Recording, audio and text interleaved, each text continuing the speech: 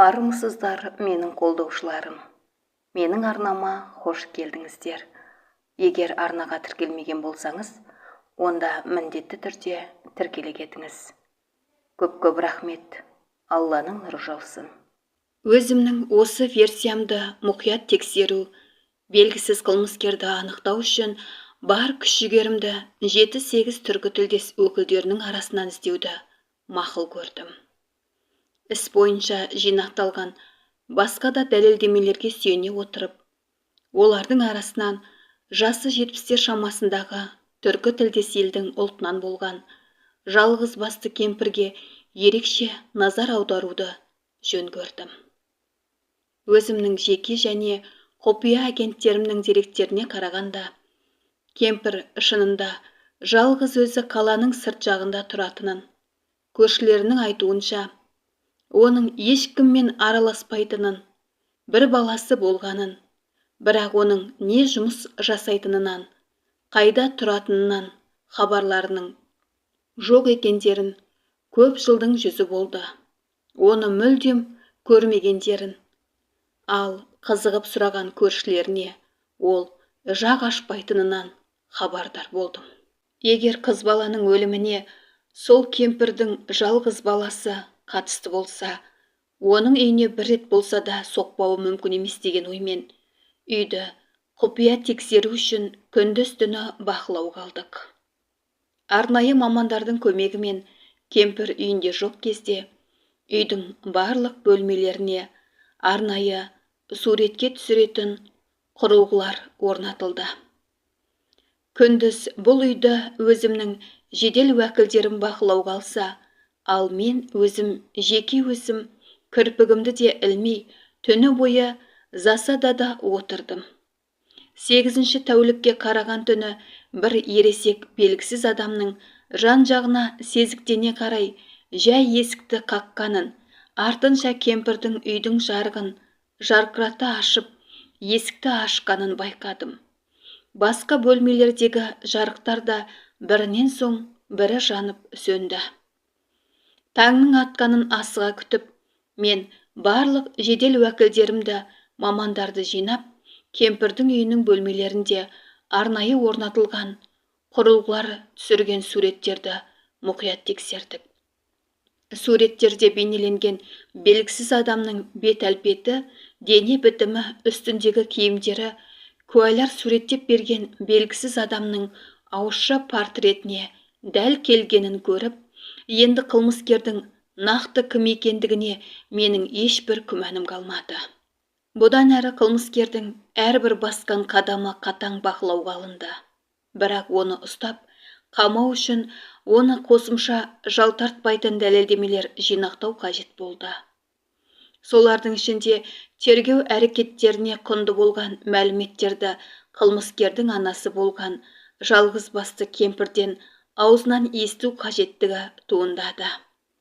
Қылмыскердің үйінен жырақ жерде болып, бірақ жедел уәкілдің тұрақты түрде бақылауында жүрген бір мезгілде мен жеке өзім кемпірдің үйіне келіп, онымен сөйлеспекші болдым.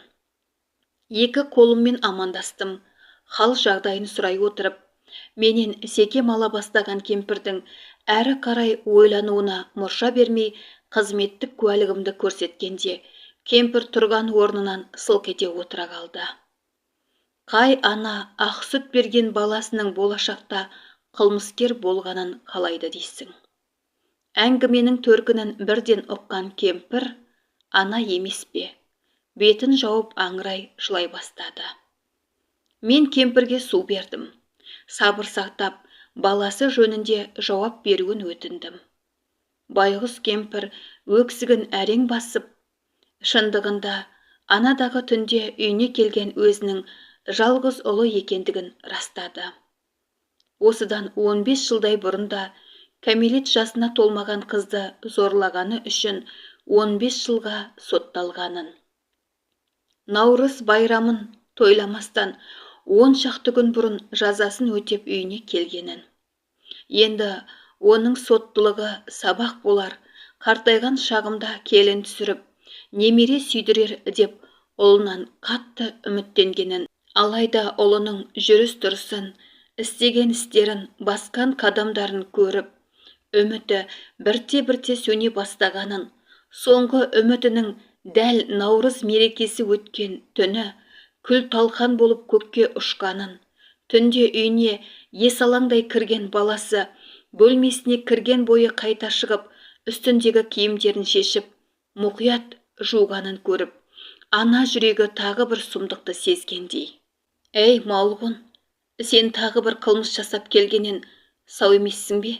деп жаны шырылдай айқайлағанына да мүлдем мән бермеген, тұнжыраған күйі жатын бөлмесіне кіре қорылдаған баласын қарғай-қарғай азанға дейін кірпік ілмей ұйықтамағанын, арадан 1-2 күн өткенде көршілерінің арасында темір жол бойында пәрше-пәрше болған қыз баланың өлі денесінің мәйіті табылғанын, оны зорлап, қасақана өлтірген белгісіз жауыз қылмыскер сырттан емес, аудан тұрғыны екен деген өсек аяң сыбыс кемпірдің де құлағына жеткенді.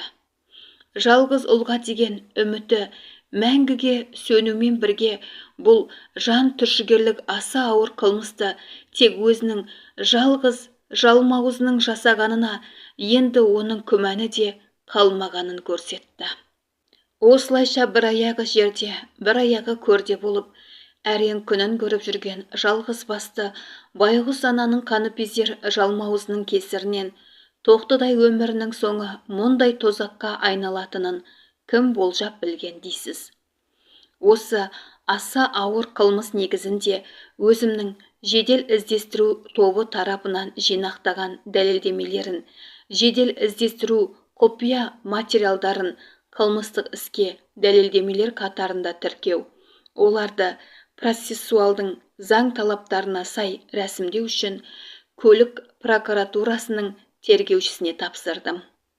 Сонымен бірге осы қылмыстық іс бойынша арнайы прокурорлық бақылау алып барған көлік прокурорының қабылдауында болдым және оған бейкүнә қыз баланы зорлап, соңынан қылмыстық ісін жасыру мақсатында бейкүнә сәбиді аса қатыгездікпен азаптап, қасақана өлтірген қаскөйді күдікті ретінде ұстауға, ал кейіннен оны қамауға, санкция беруге толық мүмкіндіктер бар екендігін жеткіздім.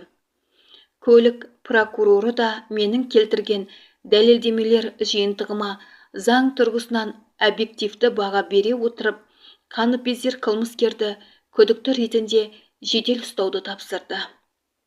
Өзім басшылық еткен жедел оперативті топты басқарып, түн ортасында алаңсыз ұйықтап жатқан қаскөйді жылы төсегінде қолына кісен салдық. Тапжылтпастан ұстап, сол жерде тиісті процессуалдық құжаттарды заң талаптарына сай және оның қорғаушысының қатысуында рәсімдедік. Күдікті ретінде одан жауап алып, ішкі істер бөлімінің уақытша ұстау изоляторына апарып қамадық. Күдіктіні қатаң бақылауға алуды, егер бір келеңсіз жағдай орын алып жатса, басымен жауап беретінін изолятор басшысына жеке ескерттім.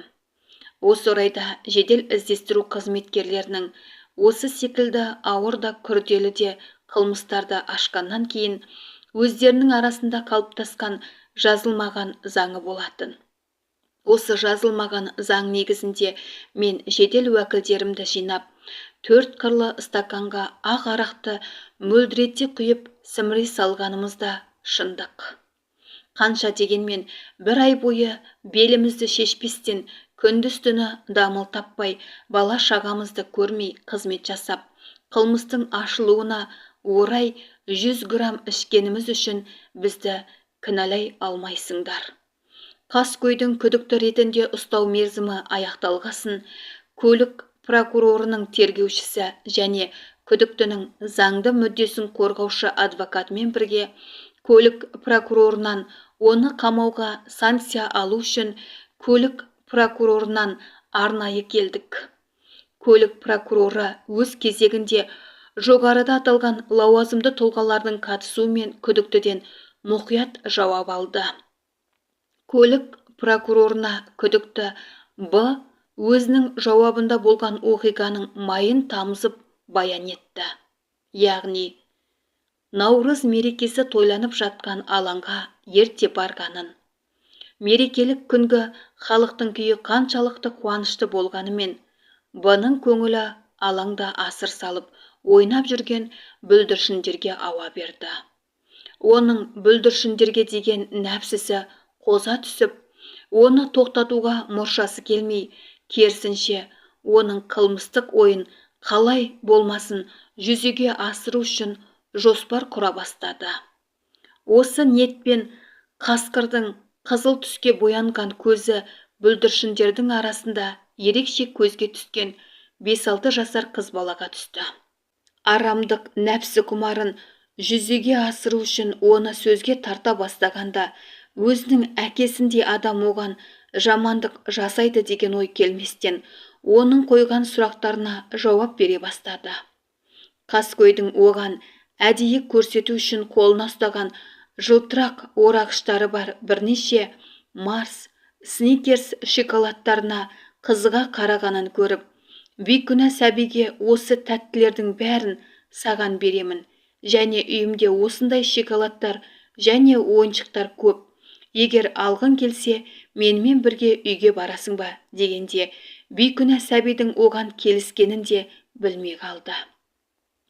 Қаскөй бейкүнә сәбиді қылмыстық оқиға орнына алған теміржол маңайындағы адамдардың көзі түсе бермейтін жабайы шөптердің арасына апарып, оған қатысты зорлық әрекеттерін жүзеге асырғанын, бейкүнә сәбидің шырылдай жылап, үйге алып кетші деп аяғына 2 қолмен оралып жабысқанына қарамастан, өзінің қылмыстық әрекеттерін жасыру үшін оны есінен танғанша ұрып соққанын, соңынан бейкүнә нәрестені қолымен жоғары көтеріп, басын шойын рельске бірнеше ұрғанын, нәрестенің ақтық демі біткеніне көзі жеткен кезде ғана, жалмауыз оның өлі денесін 2 рельстің ортасына тастап, дым болмағандай үйіне қайтқанын көрсетті. Осылайша бейкүнә нәрестенің қанын мойнына жүктеген қаскөй анықталды. Көлік прокуратурасының тергеушісі тарапынан алдын ала тергеу амалдары жүргізілді. Оған қылмыстық кодексінің тиісті баптарына сай айып тағылды. Айыптау қорытындысы бекітіліп, іс негізінен қаралу үшін облыстық сотқа жолданды. Ол кездегі заң талаптары бойынша осы тектес аса ауыр қылмыстарды соттылығы бойынша облыстық соттың 3 мүшесі қарайтын. Облыс сотының үкімімен бұның жасаған қылмыстары алдын ала тергеу барысында жинақталған дәлелдемелер жиынтығымен толық дәлелденіп, қылмыстық кодексінің тиісті баптары бойынша ең ауыр өлім жазасы белгіленді. Жоғарғы соттың қаулысымен бұның кассациялық шағымы қанағаттандырусыз, облыстық соттың үкімі өзгертусіз қалды. Арадан 1 жылдай уақыт өткесін, сот үкімімен бұға қатысты тағайындалған өлім жазасының орындалғаны туралы тиісті хабарда келіп жетті. Бейкүнә сәбидің өліміне себепкер болған Б заң талаптарына сай жазасын алды. Енді оған қатысты қозғалған қылмыстық іске үлкен нүкте қоюға болатын секілді. Бірақ бізді мазалайтын көп сұрақтарға жауап іздеп, Қайсар ағамызға жолығып, тағы да бірнеше сұрақтарға жауап беруді өтіндік. Атап айтқанда, аталмыш қылмыс бойынша өзіңіз күндіз түні дамыл таппай, беліңізді шешпестен қылмыскерді жедел іздестіру шараларын басқардыңыз. Нәтижесін өзіміз көргендей, аса ауыр қылмыс ашылды. Қаскөй тиісті жазасын алды. Осындай аса ауыр қылмыстарды ашуда ұзақ жылға жұмыс тәжірибеңізден басқа да қандай іс-шаралардың көмегі тиеді деген сұрағымызға Қайсар ағамыздың жауабы: сіз айтқандай мұндай қылмыстарды ашуды жедел уәкілдің тәжірибесінің маңызы зор екені белгілі жайт. Сонымен бірге менің жеке пікірімше, жедел уәкілдің стандартты ойлауға бейім емес тұжырымдары мен белгісіз ішкі түйсіктері көп жағдайда осы тектес қылмыстарды ашуға жәрдемін тигізгеніне өзім талай куә болғанмын. Менің қолдаушыларым, назар қойып тыңдағандарыңызға көп-көп рахмет.